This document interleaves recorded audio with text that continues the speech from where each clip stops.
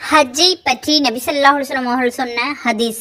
ஆயிஷா ரலியல்லாஹு அன்ஹா அவர்கள் அறிவிக்கின்றார்கள், அல்லாஹு தஆலா அரஃபாவுடைய நாளில் தன் அடியார்களுக்கு நரகத்திலிருந்து விடுதலை அளிக்கும் எண்ணிக்கை அளவு வேறு எந்த நாளிலும் அளிப்பதில்லை.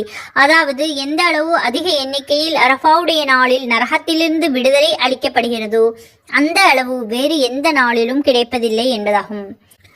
எவர் அல்லாஹ்விற்காக ஹஜ் செய்து அதில் தீய சொற்கள் பேசாமலும் தீமையான காரியங்கள் தீனுக்கு புறம்பான செயல்கள் செய்யாமலும் ஹஜ்ஜிலிருந்து திரும்புவாரோ அவர் தனது அன்னை வயிற்றிலிருந்து அன்று பிறந்த குழந்தையைப் போன்று திரும்புகிறார் என்று அபூ ஹுரைரா ரலியல்லாஹு அன்ஹு அவர்கள் நபி ஸல்லல்லாஹு அலைஹி வஸல்லம் அவர்கள் அருளியதாக அறிவிக்கின்றார்கள்.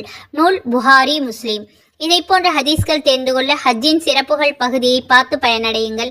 மற்றவர்களுக்கும் பகிர்ந்து அல்லாஹ்விடத்தில் நற்கூலியை பெற்றுக்கொள்ளுங்கள். லைக் செய்து கமெண்ட் செய்யுங்கள், ஷேர் செய்யுங்கள். ஜஸாக்கல்லாஹு கைரா. அஸ்ஸலாமு அலைக்கும்.